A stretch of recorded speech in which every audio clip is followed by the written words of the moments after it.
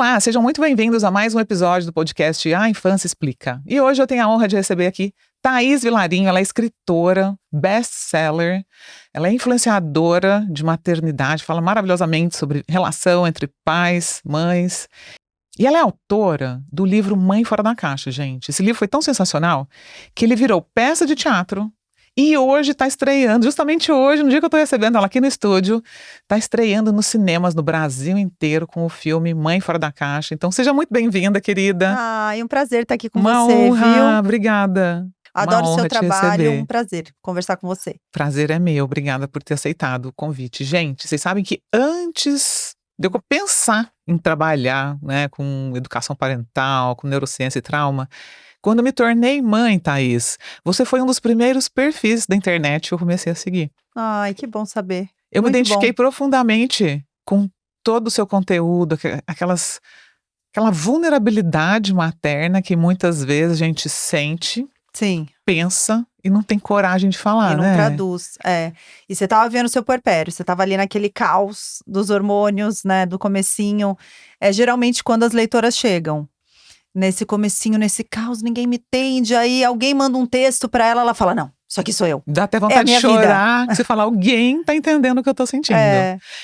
E como que você começou a falar de maternidade? Como que foi essa jornada pra você? Então, eu comecei a falar de maternidade porque, assim, o meu primeiro puerpério, ele foi um puerpério bem difícil mesmo. Acho que eu idealizava muito a maternidade. Eu sempre quis ser mãe. Sabe aquela menina que, assim, não, o sonho não é casar, véu, grinal, não. Meu sonho era ser mãe. E eu fui a primeira das minhas amigas. Nenhuma Você amiga casou com minha. que idade? Eu casei com 27. Uhum. Nenhuma amiga minha tinha filho. Minha irmã é muito mais nova que eu, acabou de ter filho agora. Então, quando a maternidade chegou pra mim, foi. Sabe, acho que eu achava aquela coisa assim. Hoje eu fico olhando pra Thaís lá atrás e falo, ô, coitada. Achava que era tipo um felizes para sempre, sabe? E foi muitos desafios, né? Desafio pra vida da mulher, desafio pra vida da mulher parceira, São muitos desafios. Eu não imaginava que seria assim. E eu vivi um puerpério com muitas dessas questões, assim, muito assim, gente, por que ninguém fala sobre isso e tudo e tal? Aí foi passando, aí depois de 2 anos eu engravidei do meu segundo filho, aí depois que meu segundo filho nasceu, o que a gente vai fazendo aquelas amigas, sabe? As amigas da pracinha, no Sim, meu sim, caso, eram sim. as amigas do prédio, as mães Pra trocar dicas, né? pra trocar dicas, É. as mães de coleguinhas da escola.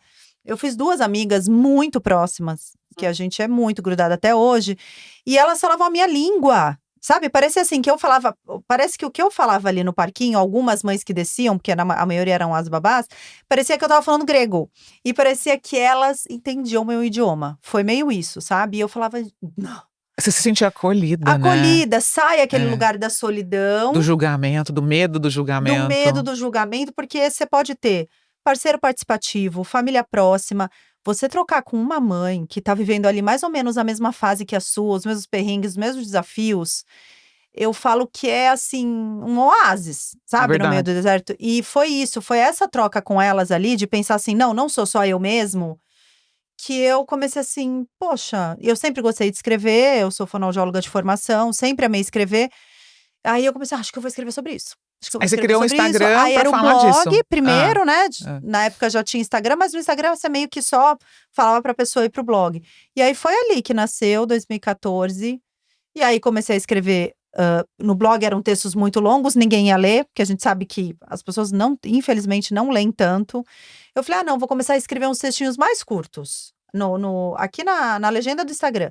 E foi quando começou, né? Começo, meio e fim ali na legenda, que os textos começaram, de fato, textos menores, começaram a reverberar muitas curtidas, comentários, compartilhamentos, e os comentários dos textos viraram uma espécie de rede de apoio virtual para as mães, sabe? Então isso é uma coisa que eu fico muito feliz de saber, que mesmo que eu não vou lá nos comentários, você sabe como que é, a gente não dá conta Sim. de responder tudo, outra mãe vai lá e A comenta. rede de apoio ali entre elas. Você precisa de uma ajuda? Eu te mando um direct, sabe? Eu já vi várias trocas dessas. A partir do Mãe Fora da Caixa ali, de posts que eu fiz para elas se conectarem, vários grupos de mães foram formados. Eu cheguei aí em aniversário de 1 ano de um grupo de mães aqui de São Paulo, que fizeram amizade, que é isso que eu te falo das amigas, que é de onde nasceu. Aham. De onde nasceu foi essa amizade. E como ali dentro do Mãe Fora da Caixa foram se conectando outras mães com outras mães, formando outros grupos. E isso é muito feliz, sabe? Saber que da fonte que eu bebi, que eu amei, ali o Mãe Fora da Caixa, ele proporcionou isso para outras mulheres se conectarem, se conhecerem, enfim.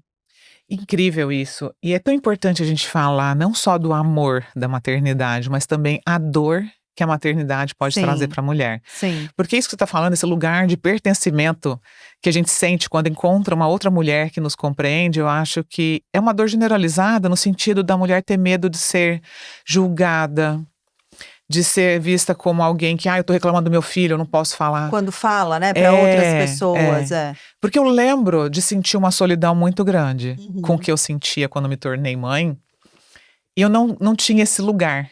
Uhum. Eu não tinha essa pessoa para trocar comigo. Então, eu lembro que quando eu tentava falar alguma coisa, algum desafio que eu estava enfrentando, vinha muito julgamento. Bem. Mas você tem 2 filhos, eu criei 4. Eu tive 4, você tá aí reclamando de barriga cheia.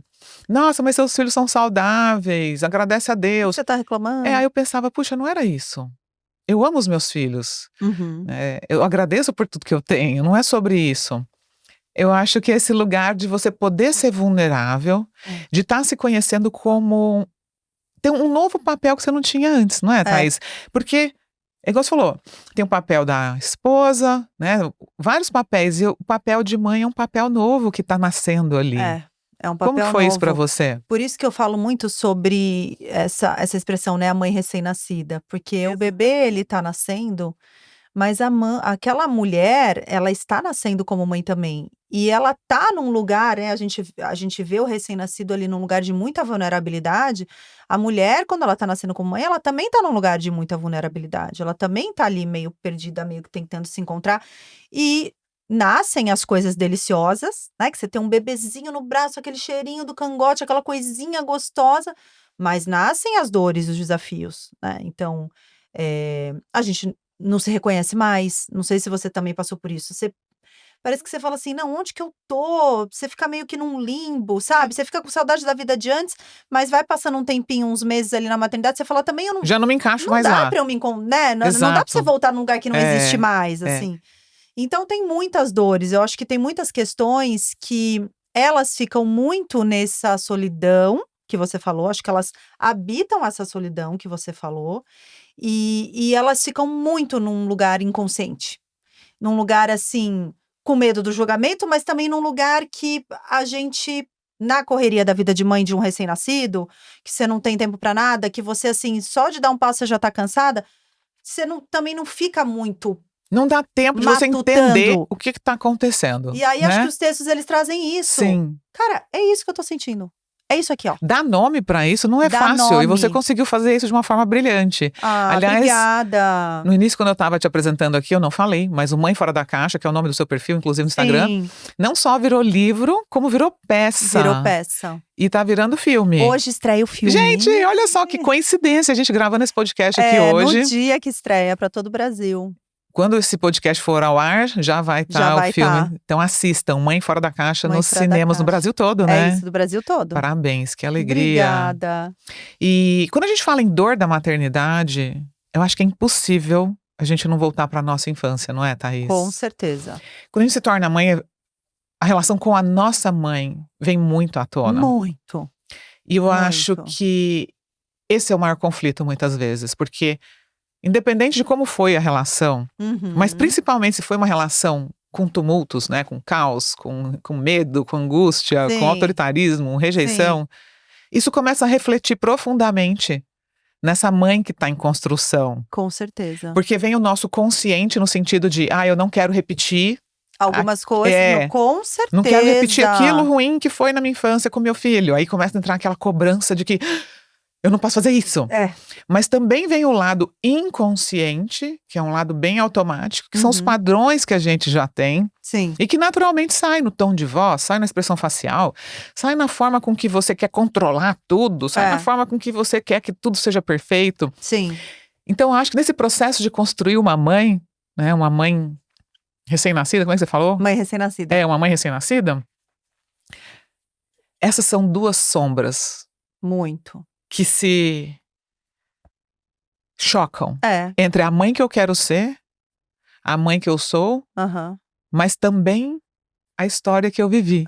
Com certeza. Como que você olhou para essa... Como foi esse processo para você? Então, olha, é muito engraçado, porque até a construção do Mãe Fora da Caixa vem de um lugar também da minha infância. A minha mãe, meus pais, eles sempre tiveram que trabalhar muito.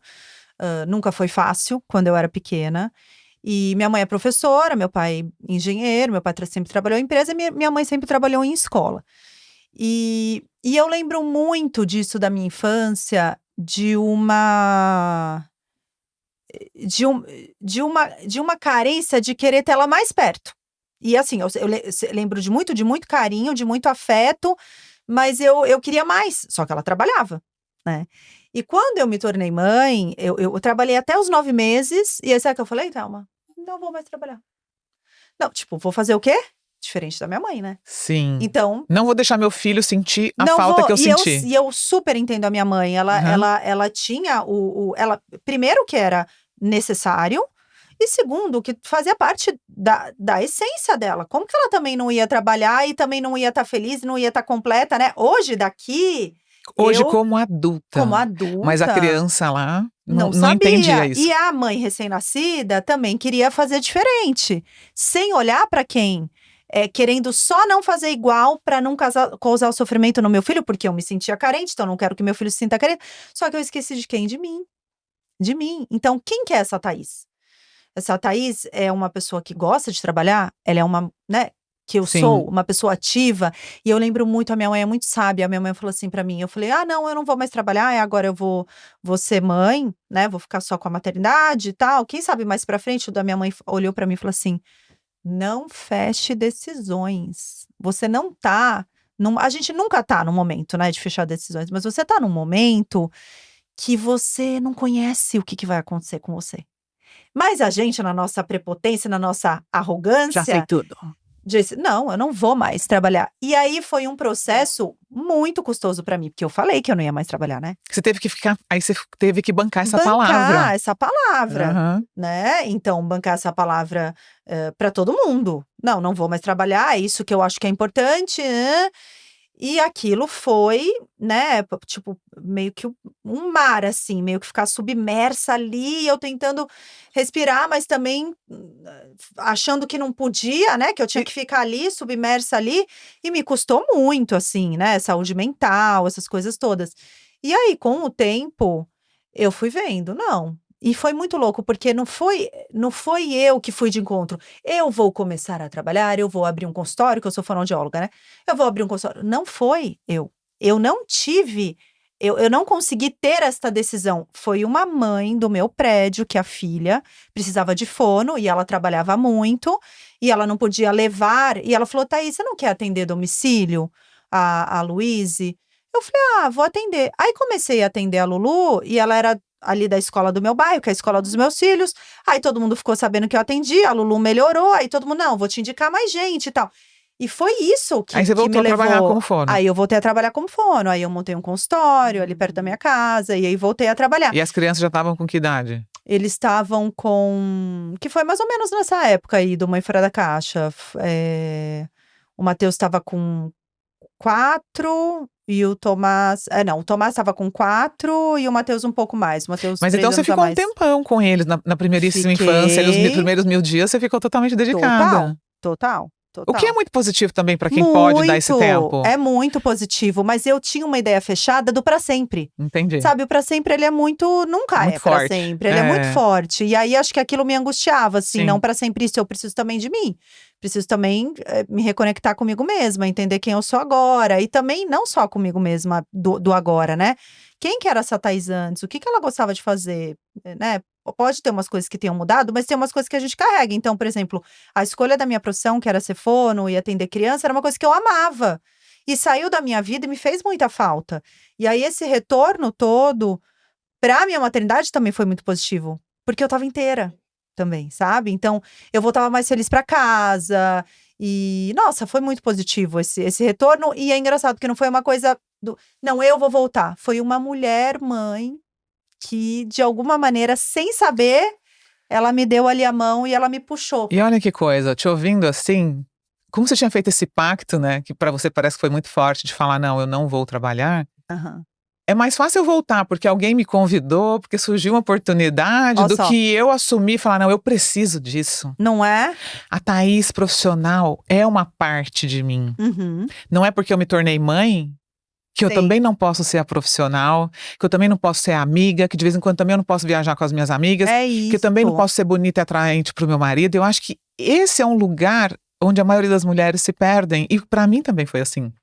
A gente se perde muito nesse lugar. É, até você encontrar e falar, caramba, eu existo sim, eu preciso cuidar de mim, até porque, igual você falou, quando você voltou, você começou a ficar mais feliz. Melhor. E olha que peso que é quando a gente fala, não, agora tem que ser assim, agora eu sou só mãe, agora eu morri, todos os outros papéis morreram e eu só Como sou mãe. pode? E é muito pesado, não só para nós, mas para os filhos. Com certeza, é um peso Enorme, neles. porque a gente vai jogar em cima deles uma responsabilidade pela nossa felicidade e pela nossa escolha. Exatamente. E depois lá, quando eles ficam adolescentes e que eles vão embora? E quanto problema isso pode gerar de você não ter uma vida para além? E eu assim, Thelma, eu falo muito para as minhas leitoras, tem mulheres que ficam muito confortáveis em ficar ali na maternidade tudo. E eu não falo que é um trabalho. Você não precisa, né, ter um trabalho, você precisa viver para além, você precisa praticar um esporte. Exato, ter um hobby. Um hobby, ler sobre um assunto que você gosta. Sim. Existir fora daquele papel. Existir fora daquele papel, sabe? Eu acho isso assim, essencial. Também, Isso também. é saúde. É saúde mental pra família inteira. Eu te escuto. E eu concordo absolutamente em tudo, porque para mim foi muito parecido. Eu só não falei que eu não ia trabalhar para sempre, mas eu falei, eu vou parar de trabalhar quando me tornar mãe. E eu também fiquei 3 anos sem trabalhar. Sim. E foi muito, muito profundo, porque eu acho que quando você se joga nesse papel, nessa reconstrução que a maternidade nos convida, é muito intenso. Nossa, é um mergulho pra dentro, né, Thelma? Muito. É um mergulho, igual você falou, é um mergulho pra nossa infância, o que eu quero trazer, o Para as que eu nossas não quero feridas. nossas feridas. Então, eu acho assim, eu sempre falo, tudo aquilo que a gente quer colocar debaixo do tapete e que a gente consegue sem Aparece filhos, depois. é assim, ó. Gente, é exatamente isso. Não tem como. Eu falo que o filho nasce com um espelhão. Tem um tapete aqui cheio de sujeira. Você tá conseguindo fazer aquele montinho. Quando nasce o filho, você não consegue mais esconder, né? Não você tem sentiu como. isso também? Total. Quais foram os seus padrões que você reconhece hoje que vieram lá da sua infância, do relacionamento com seus pais, que você precisou trabalhar? Então, eu deu mais dificuldade, assim, pra quebrar. Eu acho que isso muito de falar que não ia trabalhar, com certeza. Eu acho que a gente, com certeza, teve uma educação mais rígida. Por exemplo, eu vejo a minha educação e a da minha irmã, que é 8 anos mais nova, como já foi diferente. E o meu pai, como ele foi muito sábio, porque o meu pai deprimiu, ele foi fazer terapia.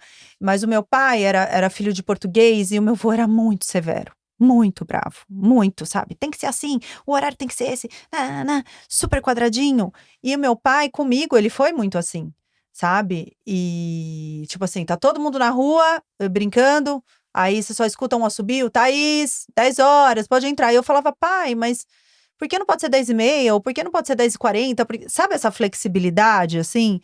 E eu me pego várias vezes dentro de uma maternária até hoje, porque é isso, né? Você dá 5 passos pra frente, 3 passos pra trás, somos humanas. Sim, é um processo de evolução constante. Total, né? É um lugar que eu sei que eu tenho que olhar, mas eu me pego várias vezes assim, Thaís, não precisa ser assim, olha lá, precisa ser tão… Tô me identificando muito com você, porque eu sou assim também, viu? Ai, gente, eu tenho muita disciplina. Então. E às vezes eu acho que… O excesso de tudo é ruim, né? Só que eu moro num país, Estados Unidos, onde tudo é muito rígido. Então combina super com o meu jeito, né? E isso fortalece. Mas eu fico vendo, às vezes, na relação. E agora, você agora é mãe de adolescentes. Como que essa rigidez, essa coisa de controlar tudo certinho, que na infância até a gente consegue, de alguma forma, manter as coisas funcionando.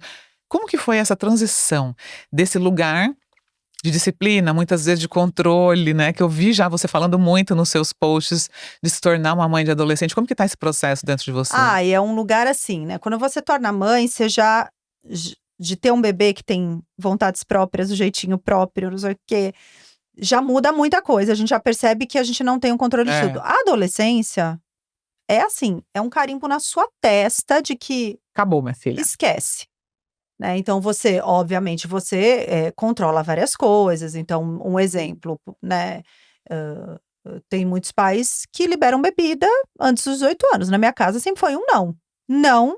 Uhum. Isso não faz bem pro seu cérebro, isso não é permitido. Aqui em casa não vai ter bebida para adolescente antes dos 18 anos, e é isso. Né? Então, algumas coisas que eu não vejo como. Que tem muitos pais hoje em dia que veem como rigidez, e eu vejo no círculo de relações que eu sou vista um pouco como muito rígida, mas tem coisas que eu acho que, gente. É a saúde deles, é a lei do país, são coisas assim. Então, tem questões que são assim, não com explicação, o porquê que é não, isso que não faz bem pra você. Então, assim, a gente tem muita conversa lá em casa, sabe, Thelma? A gente usa muito a mesa do jantar, não só nos finais de semana, porque não adianta com o adolescente, Perfeito diariamente. Pra conversar. E pra criar conexão, proximidade, intimidade. Total, porque senão é só no quarto. É. Então, assim, eu falei assim, ó, senta na mesa, sem o celular. Ai, que saco, só você que faz isso. Então, aqui em casa é assim. E aí, senta na mesa, assim, do jantar com uma cara assim, ó. Com aquele olho pra cima. Mas daqui a pouco, você puxa uma linha. E daqui a pouco tá saindo. Aí daqui a pouco fala o que tá acontecendo na escola. Qual é a treta da escola. Qual que é a coisa. Gente, juro, parece que eu tô conversando comigo mesma, Thaís. Ai, meu Deus, como é bom a gente conversar com alguém que fala, tem outra pessoa que também tá vivendo a mesma coisa. Essa identificação que a gente tem. Fala a mesma língua. Porque eu também não deixo sentar na mesa com o celular. Eu também fico tirando das telas. Acabou o tempo de tela, vem pra cá. E por mais que muitas vezes eles não gostem, daqui a pouco eles estão gostando também. De estar junto, eles estão gostando. dessa proximidade, que é algo que se a gente não fizer, vai acabar, gente. Acaba. As pessoas não vão mais conversar. Exatamente. Não vão falo, e o que vira? E que ser humano que vira esse?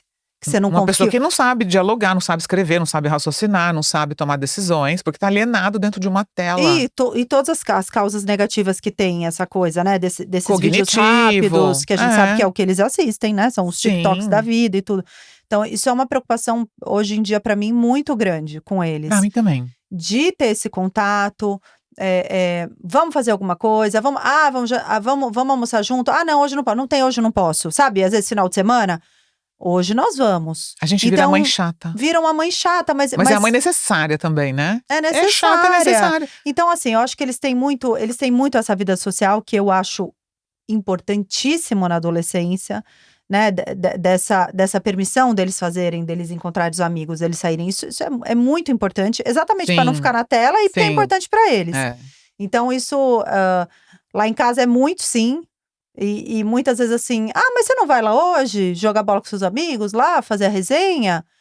Não sei não, vai sim, né? Porque tem um que é assim, um que quer em tudo. Um arroz de festa e o outro canceriano que é caseirinho. Aí o caseirinho eu falo, mas você não vai lá hoje? Não sei se eu vou hoje. Não, vai sim, é importante pra você e tal. Mas tem muitos nãos que eu acho que são necessários. E nãos que, né, o não pode celular na mesa. Não pode ficar o tempo todo no seu quarto. A gente vai sentar aqui, a gente vai conversar. É daí que se forma. Ô, Thelma, eu fico lembrando, né, que você falou da infância, eu fico lembrando da minha adolescência. Assim, as coisas que eu mais lembro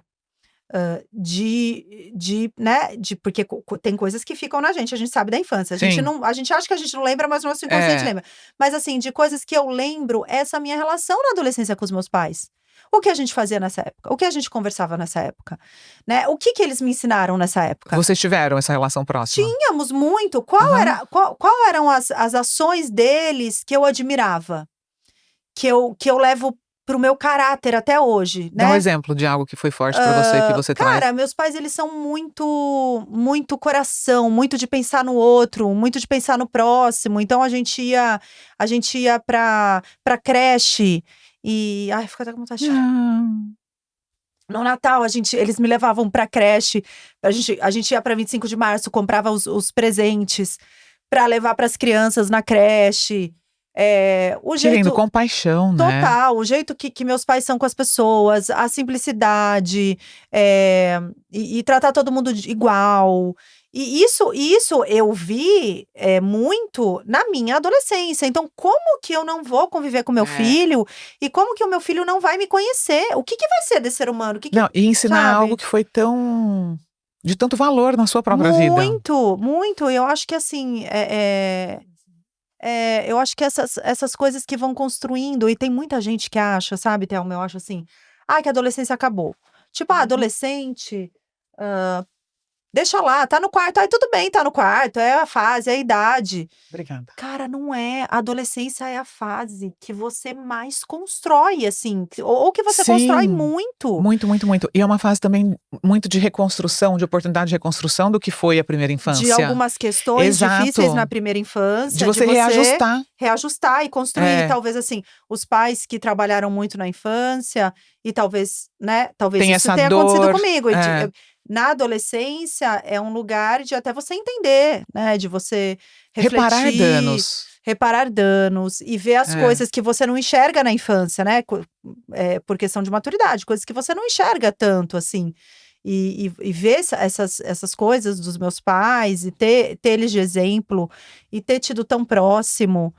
Nossa, eu fico assim, não dá pra aceitar que tá tudo bem no quarto no celular. Eu não aceito isso, sabe? Eu acho que ninguém tinha que aceitar isso, porque eu acho que você não termina de construir o ser humano. Você não termina. E também é importante a gente falar sobre esse assunto, porque a gente está vivendo uma crise gigante de saúde mental. E os adolescentes são profundamente impactados. Eu tenho repetido isso aqui em quase todos os episódios, e vou falar de novo.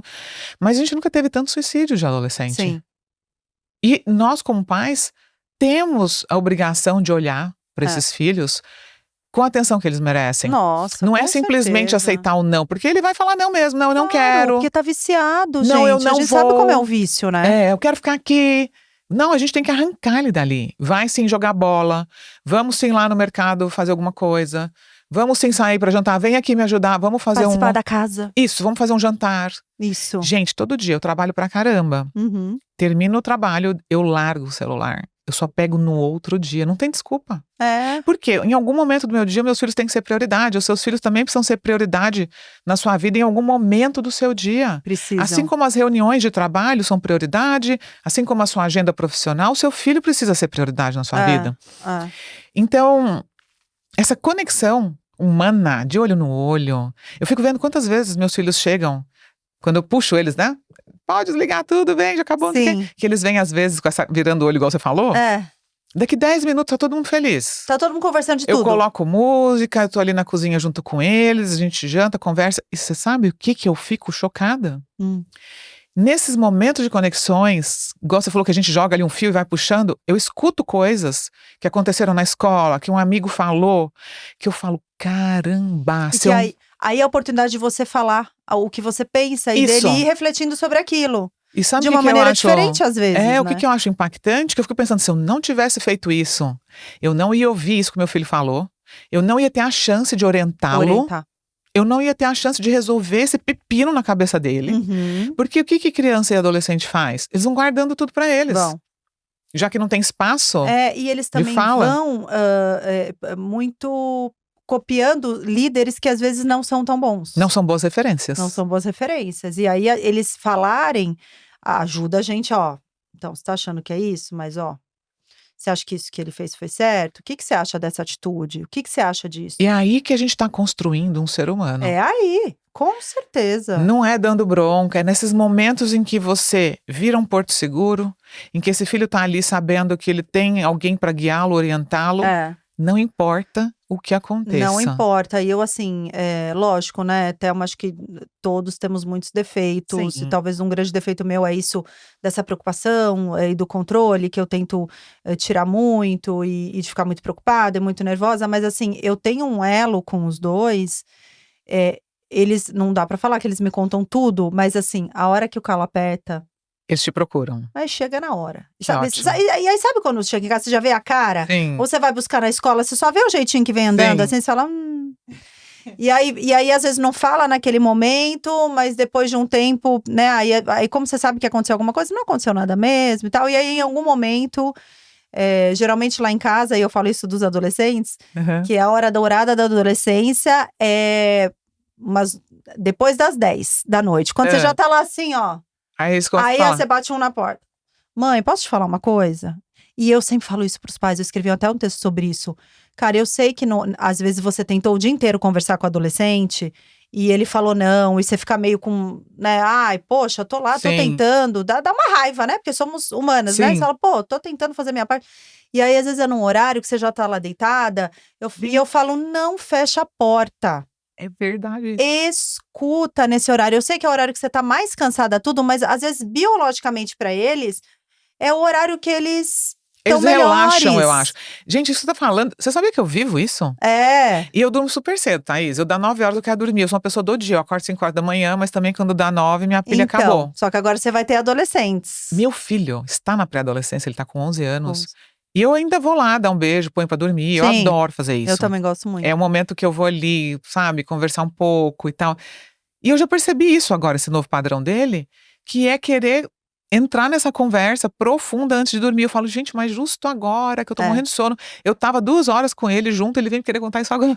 E de manhã não quer nem ver na sua Não cara. quer. Monossilábico. Que Parece loucura, que só tem grunhido, assim, Eu vou né? até buscar estudos pra ver como é que explica isso, porque eu acho que é o momento né, que ele tá se relaxando ali, que ele se sente mais conectado e mais aberto.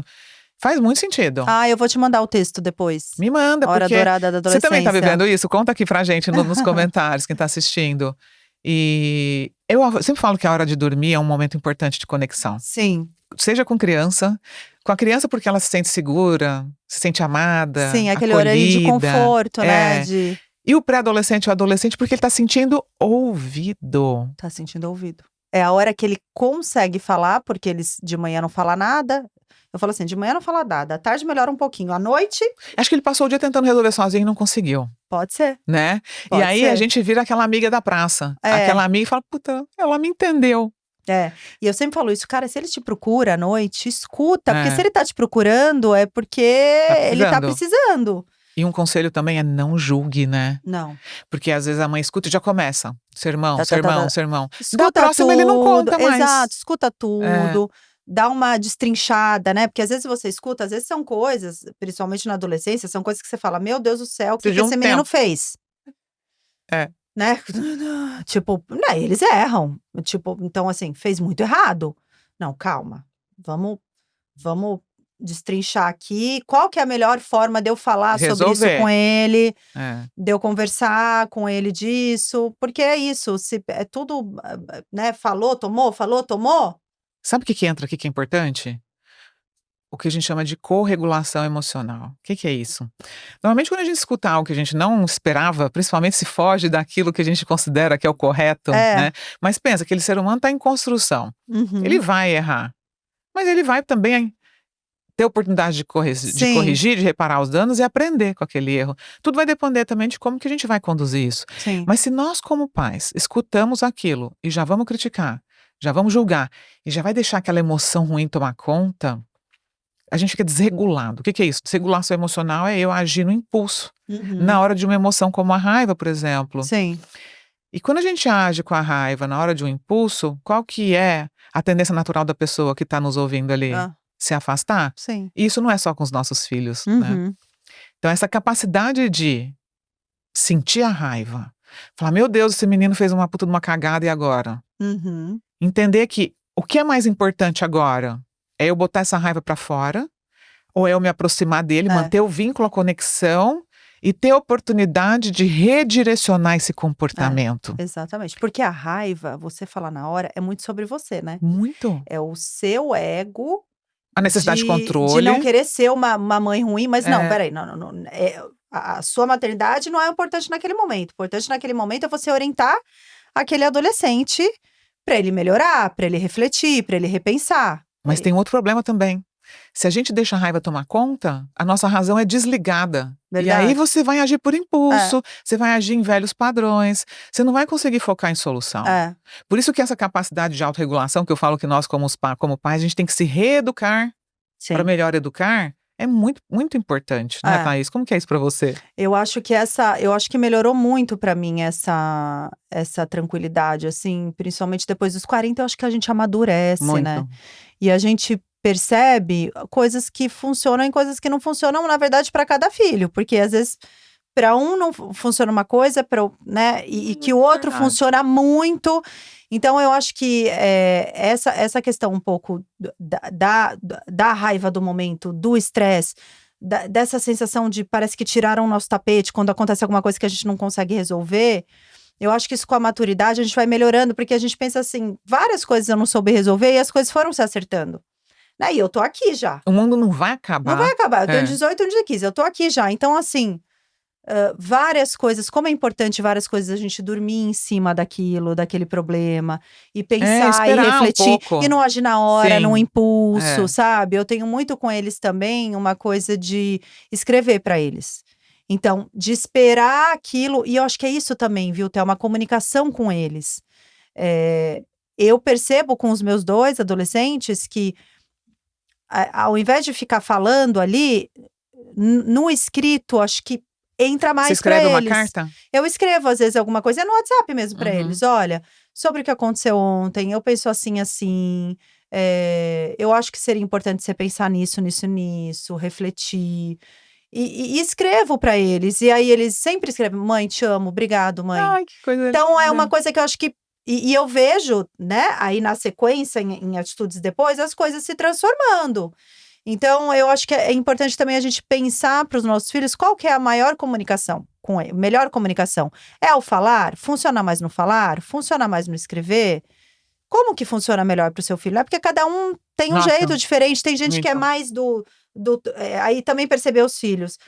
Eu vejo que um filho meu não é tanto do toque. E eu sou muito do toque. Aí eu falei assim, não, gente, ele não é do toque. E tá tudo bem, E ele eu não tô tá te querendo rejeitando. forçar, não tá me rejeitando. É o exato. jeitinho, o outro é super.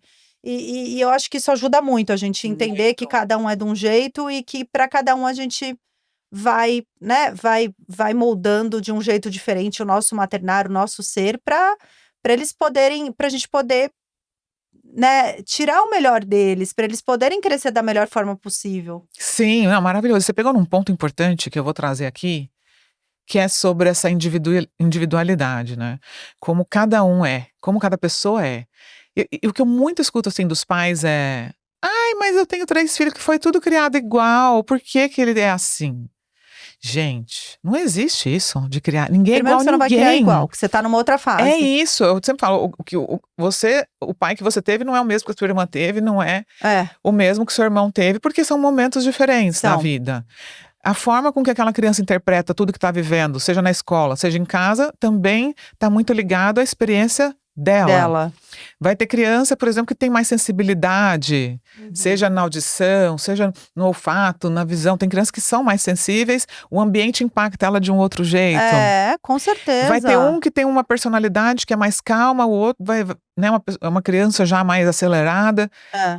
A gente tem que olhar muito para isso com cuidado, porque essa coisa de eu vou criar todo mundo igual, vou fazer tudo igual, é um perigo. É um perigo. Você pode se afastar de um filho querendo botar todos eles nessa caixinha. E você vai se frustrar, né? Porque às vezes para um pode dar certo, para o outro pode não dar. Eu vejo a minha irmã que tem gêmeos, é um menino e uma menina. Eles são univitelinos? Eles são idênticos? diferentes. Tá, diferentes. Mas você vê que mesmo assim, né, mesmo sendo gêmeos, são totalmente diferentes. São totalmente diferentes. Então, olha só, ela tá na mesma fase de vida. Não é que assim, teve 3 anos depois. Não, foi na mesma. Mas eu vejo que pro Gustavo e pra Maria Isabela, ela é diferente. É isso. Porque eles são diferentes. Eles reagem ao mundo de forma diferente. Eles sentem diferente, sabe? As coisas. Então, tem coisas que pra um tem problema nenhum, pro outro é um negócio, assim. Então, não importa, mesmo que sejam gêmeos idênticos. Isso é tão real. Eu acho que quando a gente tem... Dá pra sentir muito isso quem tem o segundo filho. Porque quando a gente tem o segundo filho, a gente vai tratando o segundo igual você tratou com o primeiro. Aí você começa a ver que, peraí, isso não tá dando certo. Não tá dando certo. Eu não sei pra você, mas pra mim, eu sou uma mãe pra Luísa e eu sou outra mãe pro Lorenzo. Com certeza. As necessidades da minha filha não é a mesma que o do meu filho. E eu acho que a gente entendendo isso, também é um lugar que a gente tem que visitar muito a nossa infância. Por quê? Muitas vezes a gente quer dar para os nossos filhos o que a gente não recebeu. Mas será que o teu filho precisa da mesma coisa que você não recebeu? Olha eu do negócio de não trabalhar, né? Pois não vou é. trabalhar porque isso foi uma coisa que eu acredito que me causou uma carência na infância, que eu queria, né? E na adolescência também, porque eu morava num condomínio que as mães, a maioria não trabalhava, e minha mãe trabalhava.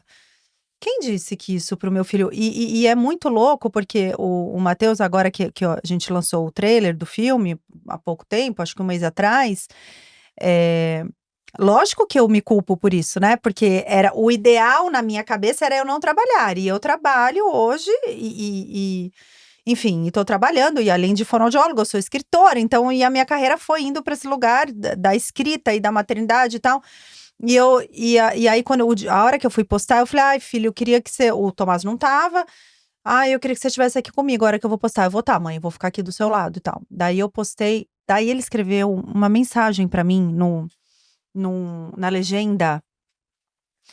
E aí eu peguei, eu abracei ele, eu falei, filho, desculpa se eu em algum momento não tive, alguma hora que eu precisava ter, olha a minha dor lá da infância. Desculpa se eu não tava aqui em algum momento e tal.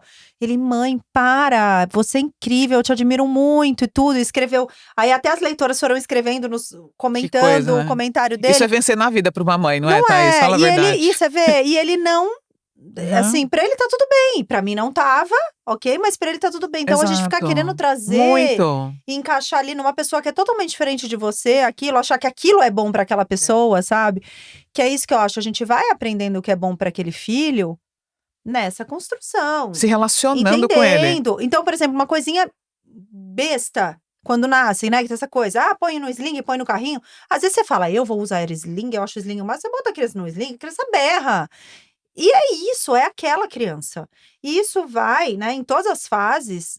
Você Sim. acha que, né, na adolescência, isso não vai ser bom e tal. Mas é o que ela quer. E aí, como que você vai? Você vai conversando, você vai orientando, mas tentando sair dessa caixa de achar que Você tá se salvando, né? você tá salvando ou que é você de novo e que vai sofrer as mesmas coisas que você sofreu. Não é, você é outra pessoa, né?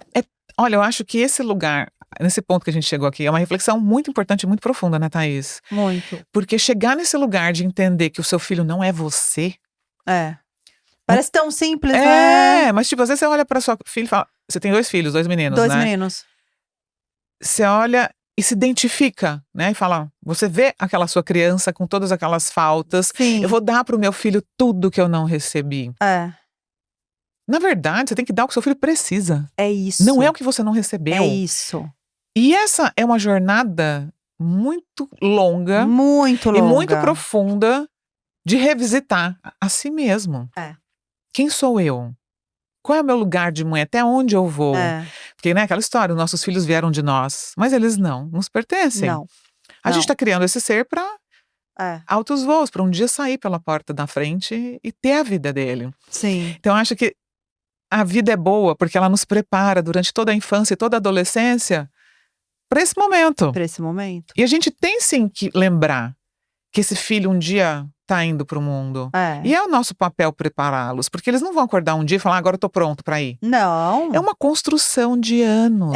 E você vai achar que não tá pronto, porque você conhece cada filho e você sabe que você vai liberar e falta muito em um aspecto. Mas a vida vai ensinar. Mas assim, se falta, e há muitas coisas assim que acontecem lá em casa, e eu penso assim, Thaís, deixa, a vida vai ensinar. Vai doer em você? Eu sei. Vai. Mas a vida vai ensinar. E é isso. Então, a gente tem um limite ali na adolescência, né? Então, assim, lógico, coisas que vão. Que são arriscadas, que vão fazer mal, óbvio que você não vai deixar. Mas você tem um limite ali. Até onde você pode ir. Porque se não entra na cabeça, ou se mesmo conversando, orientando, explicando, não vai.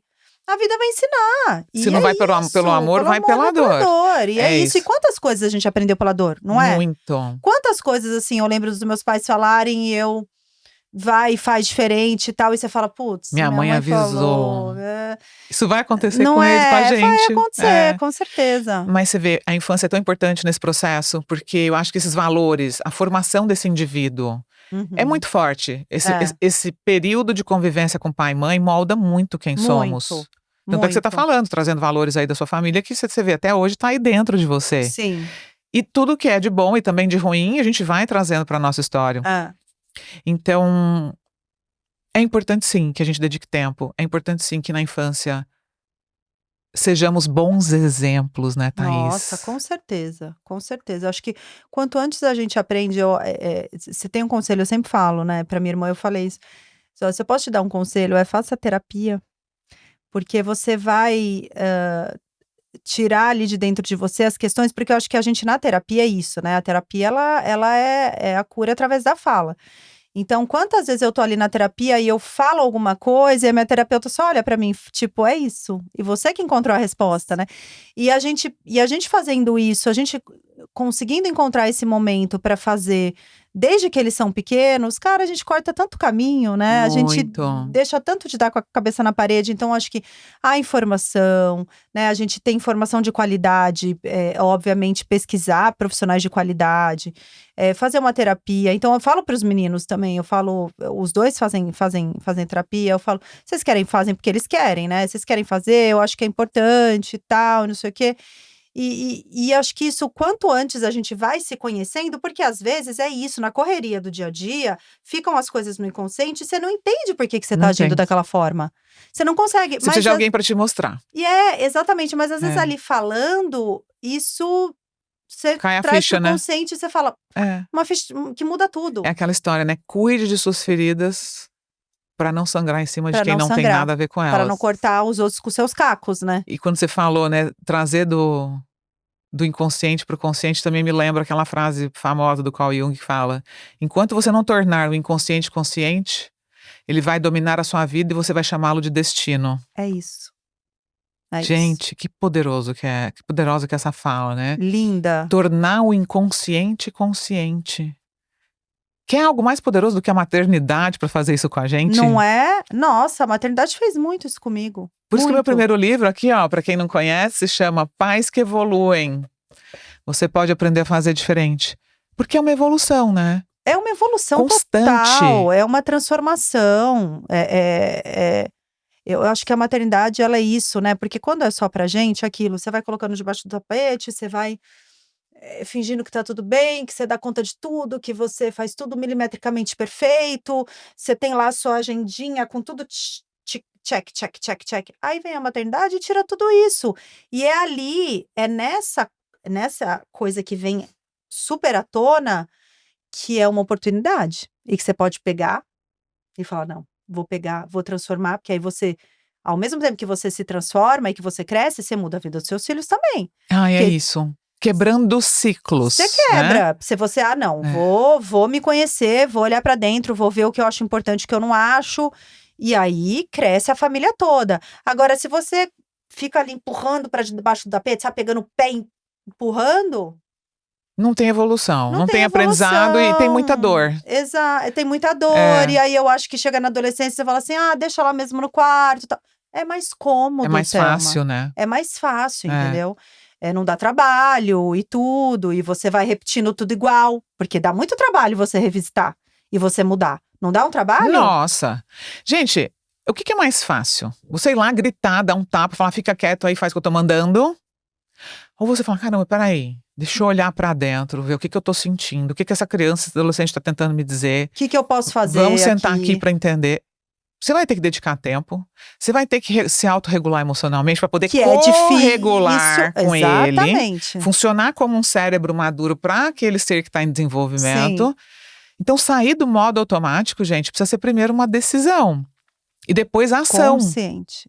Ação, repetição, porque não é assim, vou parar de gritar, vou parar de bater, amanhã mudou. Gente, não é.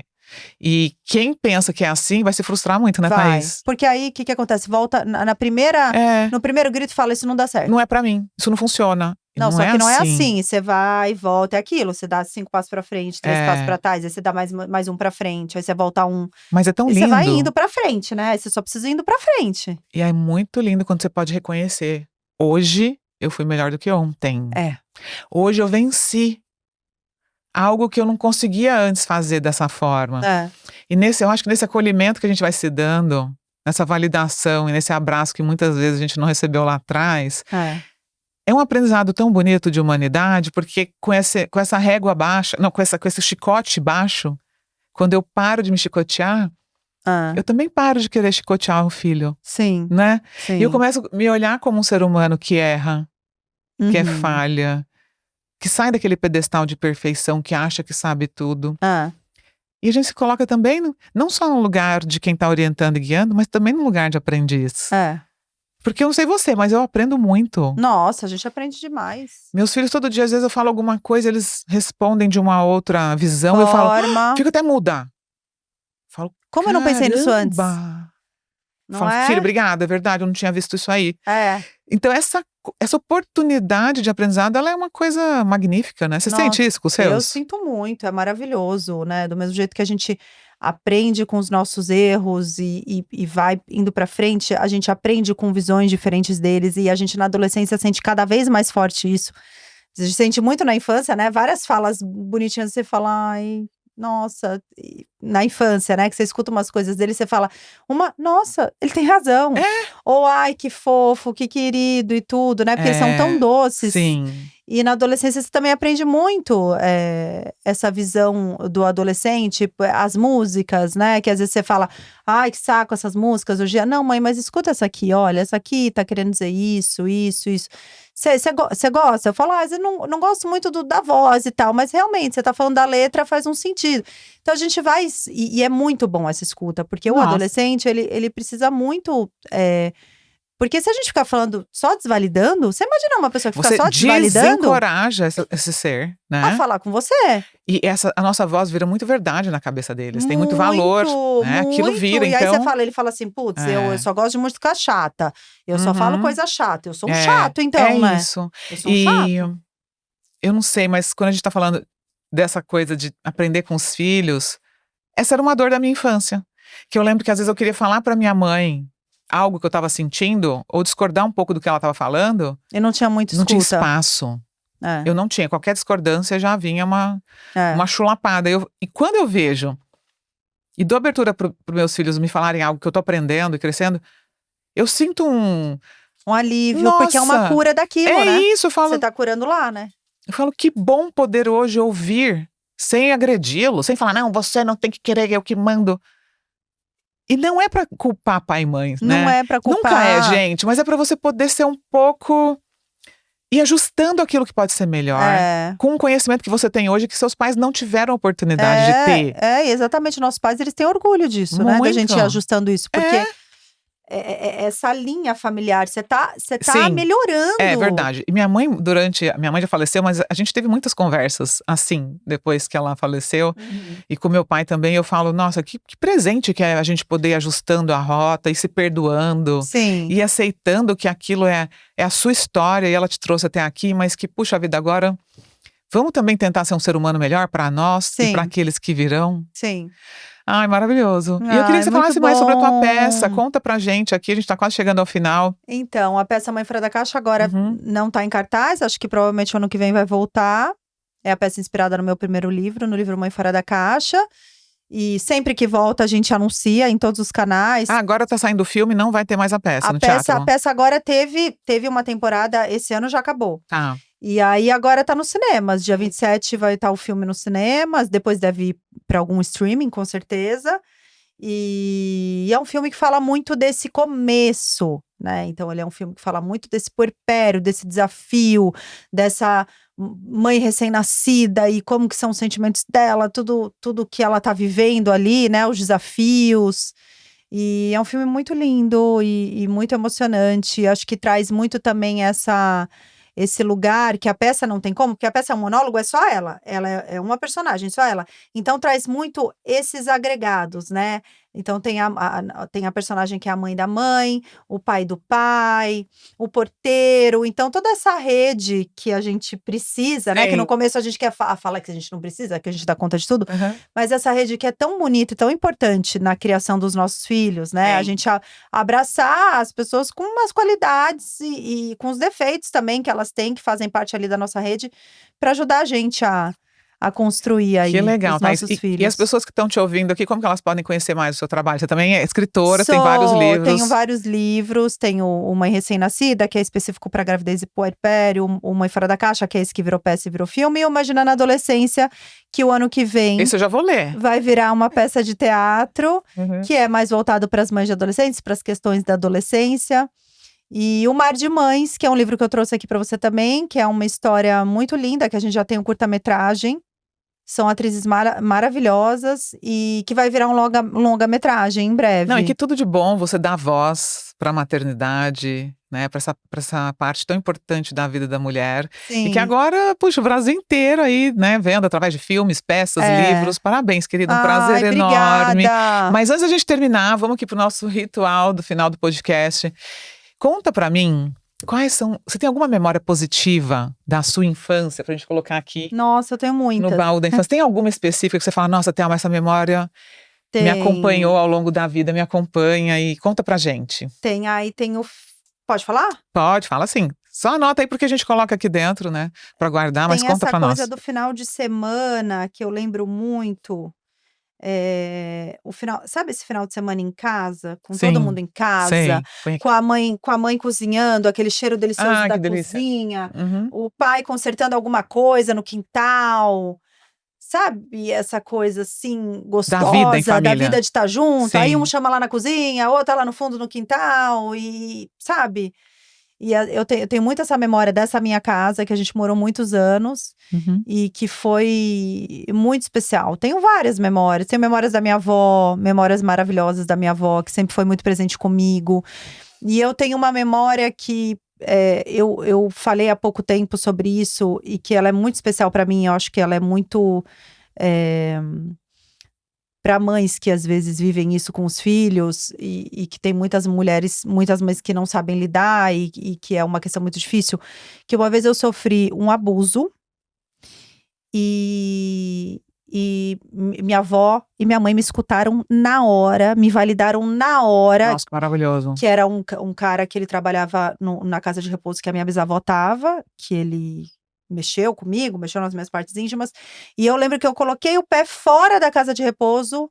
Eu contei pra minha avó, porque a minha mãe sempre falou que isso não podia, nunca podia acontecer, que a pessoa que fizesse isso não era legal. Você reconheceu que não era certo, na hora. Aí eu contei pra minha avó, eu acho que eu tinha 7 anos. E aí a minha avó contou pra minha mãe que tava em Campinas, e a gente tava em Santos. A minha mãe veio pra Santos e foi super acolhedora comigo. E aquilo pra mim, eu acho que... de alguma maneira transformou muito a minha vida, né? Porque se eu não fosse acolhida, ou se elas não... eu poderia ter sido abusada outras vezes. A minha vida poderia ter tomado um outro rumo. Minha vida emocional poderia ter tomado outro rumo.